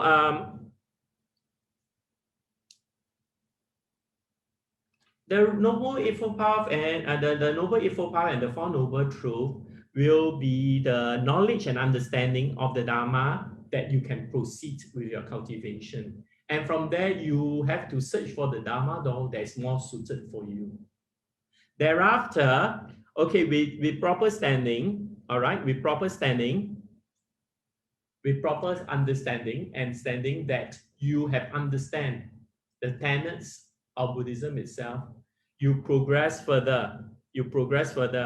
You will know the methods. You have to uphold the precepts. All right, this is the actions. You will have to uphold the precepts. You have to bring the actions of precept. How you uphold the precepts? You're not committing what is supposed not to be committed. They will be the way for you to learn. Do you understand how come all so quiet? Okay, you may find that certain texts or certain sutra may not be easy for you to learn. They seem so deep, they may seem so aloft. But don't worry, if you have affinity with that sutra, you will understand. Trust me, the triple gem will empower you. If you don't, you won't understand if your affinity with that is not that defined. If it's defined, you will surely understand what they talk about. All right. So this is when the action. So with right faith and right action, right understanding, the action itself will bring off the realizations. From there, all right, 你要就是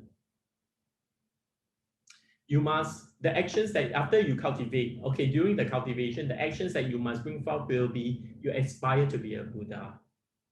You aspire, okay, you aspire to be a Buddha. I do not want fame. I do not want wealth. I do not want, okay, I don't want to lie to the sentient beings. All I want is I want to help the sentient beings.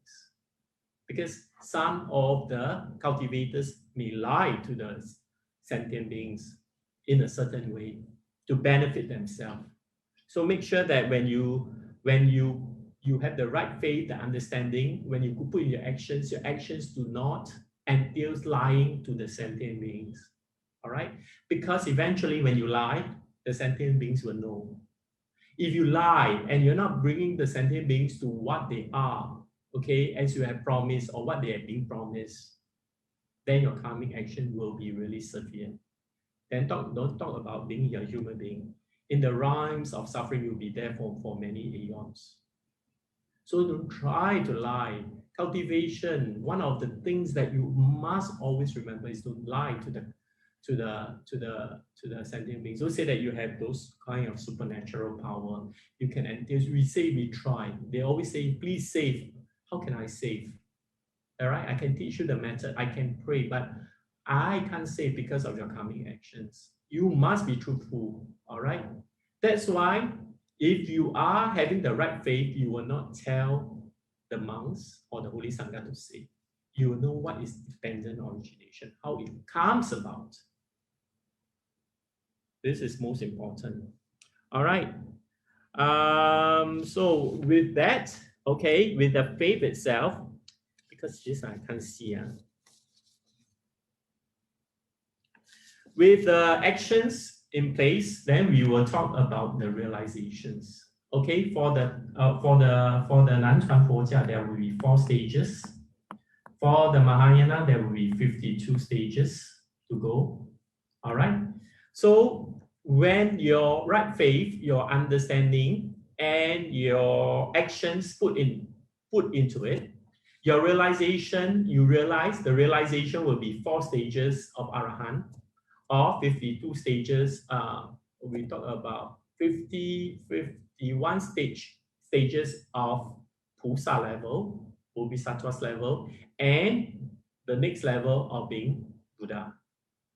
All right, this will be the realization. So the realization is all about what you have done and what you will realize. Once you realize is you will realize what are the stages that you have gone through. The 4 stages that you have gone through, only yourself when you go into that stage, you will know what they are. You will see what you are supposed to see. You will enjoy the benefits. You will see how glad you are that you are able to cultivate and come to these stages. It is because of these 4 stages, all right, that you will progress from the first stage to the second stage to the 4th stage. And for the Pusa itself, from the first stage to the 52 stages. But that will take a long time. They will say 3 great kalpa, but actually it's infinite. 3 great kalpa is just, a figure to tell you how long. But actually the length itself is infinite. So, ladies and gentlemen, please progress with diligence, all right, on your route to enlightenment. I've just covered what is necessary and to share with you all this. Now, shall we do our so-called where's the transmission of merit? Transfer. Oh, okay. Transfer of merits. Yep. All right. 1, 2, 3, come. The transference of merits. The transference of merits. May the merits and virtue accrued from this work adorn the Buddha Pure Lands, repaying 4 kinds of kindness above and aiding those those sufferings in the path below. May those who see and hear of this all bring forth the resolve of the Buddha, and when this retribution body is over, be born together in ultimate bliss. So just before I end my class, my talk sharing with you, sorry, can I check with you? Do we have any things that you need to ask? I think by sitting down for a long time, you are tired. Is there anything that you want to ask? Don't feel shy if you have anything to ask. Is it because it's difficult to ask in English? Do you have anything that you want to ask, ladies and gentlemen? Or you don't know what I'm talking about during this period? Huh?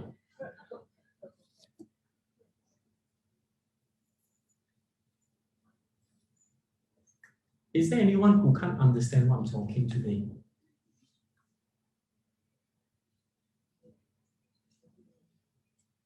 Catherine, you can understand. Huh? Oh. Yes, yeah, hi. Yes, hi. You are? Oh, okay.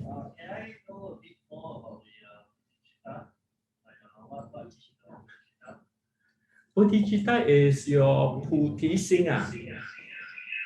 It means, you can sit down.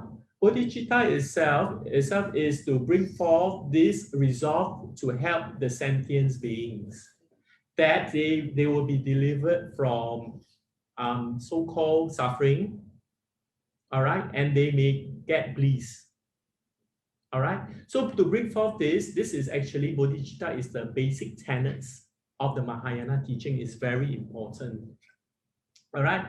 To know more about Bodhicitta, if you were to explain here, it would take a long time. There is a so-called the resolve of the Bodhicitta that can be taught.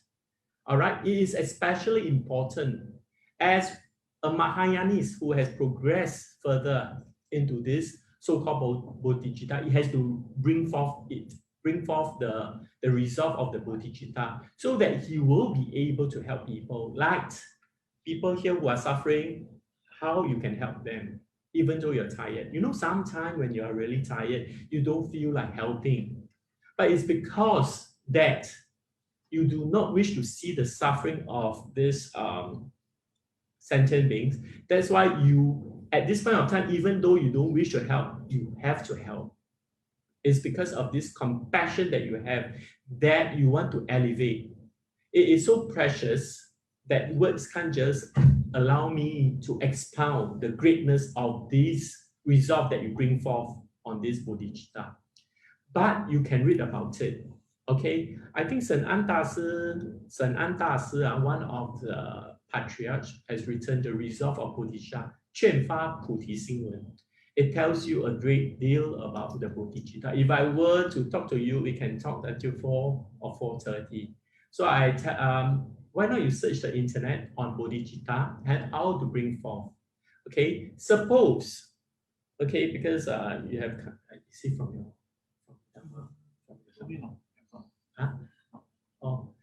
suppose if you still have any queries on how to bring forth the bodhicitta itself. Okay, there are two traditions that is very they emphasize a lot on bodhicitta. One is the Mahayana, one is the Vajrayana. They will emphasize more on this bodhicitta, how to bring forth of it.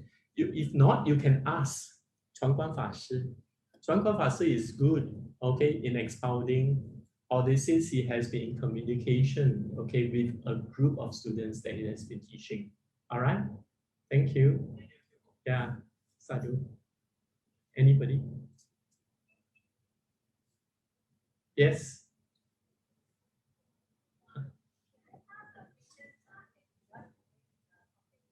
Yeah, can you speak louder? Yeah, 用警笛走过来. Yeah, okay.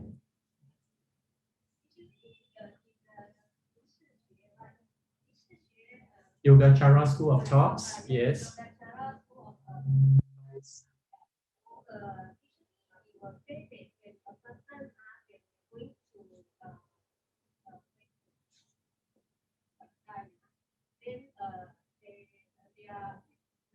The consciousness. Yeah.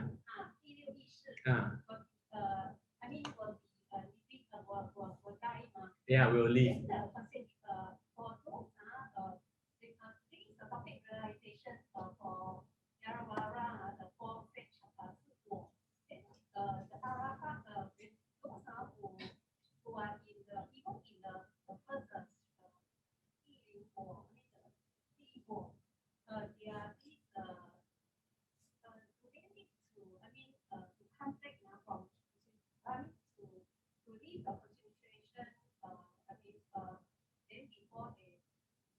Of course, in that case, when they expire, if they have entered into the sagely stage itself, stream returner, once returner, non-returner, right? They will be born in heaven.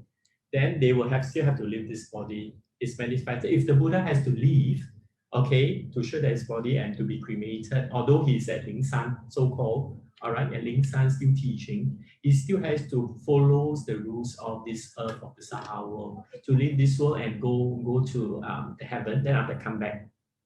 Yeah, some come back for 7 times, then for the first time, then no more, then that's it, yes.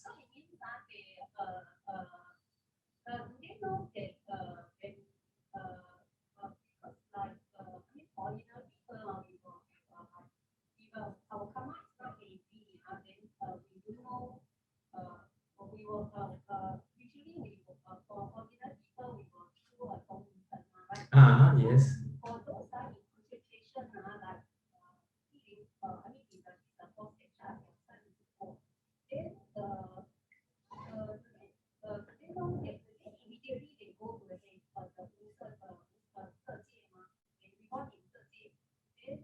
Because they can control what by itself, they know their actions. What it is the human beings who can't control. They will remain in so-called the Badu stage, Badu stage.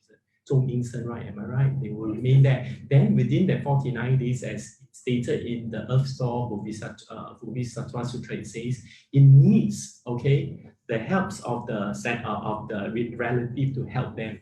But during that 49 days, we are not only 49 days, but within the 13 days, he can be reborn, or even on the 28 days.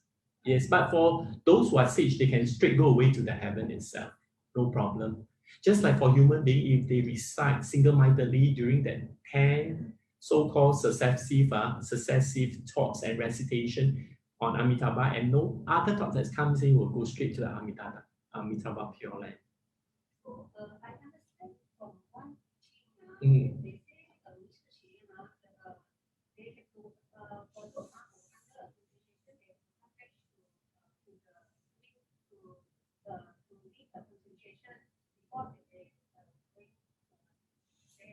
Oh, no, you repeat.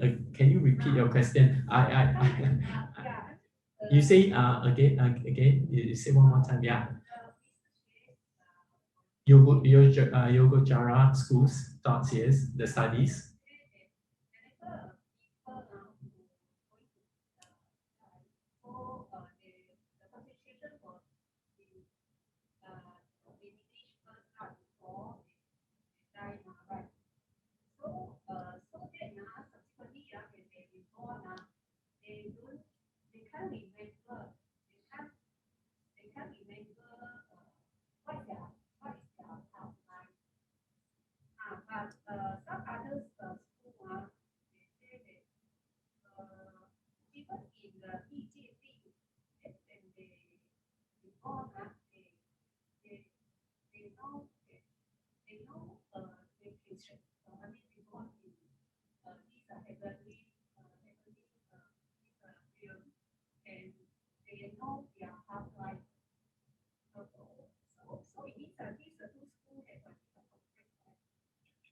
Because we would say that the two schools have conflicts, you see, because when these schools were being established within the Mahayana tradition itself, they were established to deal with different sentient beings' affinity.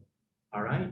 So if you follow the Yogacara school of thoughts, then you have to follow what they say and follow the thesis and do the cultivation. It doesn't matter whether they remember or not. All right, what is important is they continue to cultivate and they reborn in the Buddhist family and that they have the affinity with Buddhism itself. All right, if they can't remember their past life, which means the body's, the afflictions clouds their Buddha nature. That's why they are not able to do. But if you are, okay, you do cultivate from the heaven, you still come down, you cultivate well, then it's okay. That's why those who in heaven will not come down to human realm, some of them. They will go straight to the realm of suffering because they don't cover it. They don't cultivate. They enjoy the happiness till one day they, boom, that's it, they come down. And they will not come down to human realm. They will just go to the realm of suffering because they're exhausted. They're so-called the merit sphere itself. Yeah. But what is important is, talk about this is the aftermath when you do the realization, then you will talk about it. At this point of time, you need to find the Dharma door. You as you go into it, there will be a teacher that will be able to guide you. All right. So as you learn, you will learn, okay, for the betterment of yourself. It may not be that now at this point of time you are into Yogacara school of thoughts. Later you will still be into Yogacara school of thoughts. It depends. You may have to combine with other school of thoughts to elevate your understanding. Because if your faith is there, then you have to amalgamate with others' faith, school of thoughts to make it more worthwhile for you. This is the wondrous or the awesome, powers of the triple gem that will empower you. All right? Thank you. Do you have any other question to ask? I think you have seated long enough. All right. I hope to, okay. Yeah, please. Yes. I think just mentioned about for one to become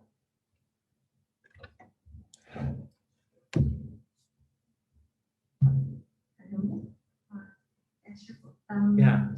I think just now you mentioned that to become a Buddha need to like go around in the samsara for infinite time, right? And Oh, you say to be a Buddha, I mean, just now I said three kalpa, like 3 great kalpa is that actually to be a Buddha, yeah, it's because you progress, yeah, it has to go on, it will be a long time. But of course, if you are Pusa, then it will be shorter. Of course, at that point of time, you are sage itself, yes. Why is that so, is it? You say, why is that so, is it? So because like for someone like me, right, who's like still new to learning the Dharma and still trying to find out more about Mahayana teachings, it may seem very overwhelming. So I know to me it's still very very theoretical, but Yeah, then it may frighten someone to think that they have to go through this path. So is there a way, like any advice? Okay. Okay, yeah, I have to answer. She may have asked a very good question. Okay, you see, when we talk about the three kalpa or the time is limitless, this is due to that your many lifetime. You will be, after this lifetime, you may be born, but depending on the karmic actions that you have done, all right, then you may be born. Who knows that next life you'll be like something like Queen Elizabeth II. You enter into the Anglican faith. Am I right? Then during the period when you enter into become the Queen Elizabeth III, then you have to uphold the faith itself. You can't go into other faith. Am I right to say that? Okay, then from that life, you will enjoy. You will be treated like a queen. You will deplete your merits field, right? So we will take that for example. Then after that, another life, you may not be a Buddhist again.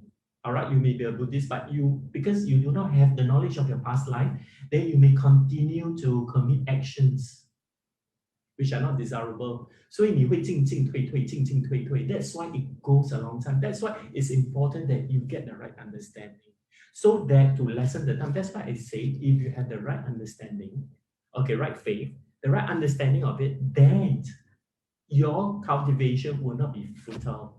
It will benefit you. You will progress even faster. But however, no, you must know that due to impermanence, you may not know. Who knows during that period as Queen Elizabeth III? All right, being an Anglican, all right, then you're anti-Buddhist. Then what happened? You go on a disparaging campaign of bringing down the Buddha Dharma. You know how serious is that? Then you will be inside the so-called hell for the longest period of time. Then after that, you still have to come up from there. You come up to the from the hungry ghosts to the animals, then to Earth itself, so-called to the human run, not Earth itself, human run. Then after that, you slowly learn. So you can see the segregation itself, the time that goes like rubber band that goes.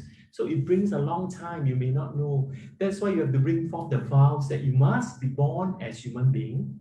You must born into the Buddhist family.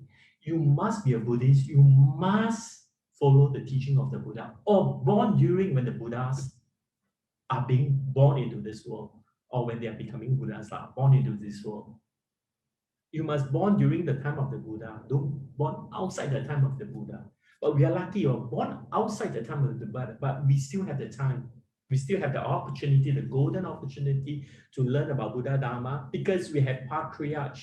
We have the masters that pass down all this precious Dharma treasury to us. But not, how about you? If you were born in now Queen Elizabeth, no, you will die as an Anglican. Am I right? We talk about the case of Prince Philip, who has just died. Prince Charles loved Buddhism, but he can't be a Buddhist because he has to ascend the throne. He has to be an Anglican. Am I right? Unless as a king he changed. That depends. You understand? So don't feel overwhelmed. We are just giving you a figure. All right?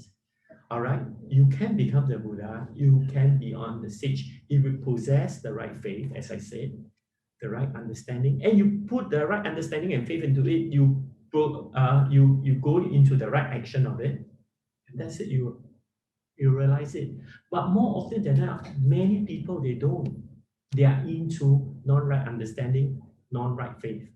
They have the faith, but the faith is not right. All right.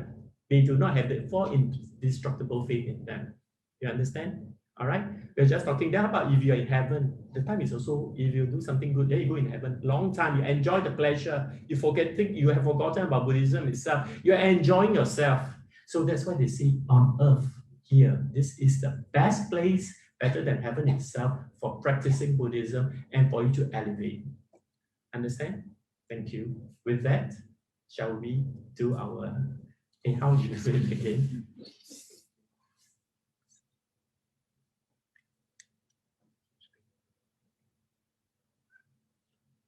Okay, dedication comes. Now I do the dedication. May all beings everywhere plagued by suffering of body and mind, obtain an ocean of happiness and joy by virtue of my merits of sharing the Dharma with you. May all of you be blessed, free of suffering, and you progress on the path of Buddha Dharma, now and forever. And we say this, okay, may the triple gem, the Buddha, Dharma, and Sangha empower all of you here. Sadhu, sadhu, sadhu. Thank you.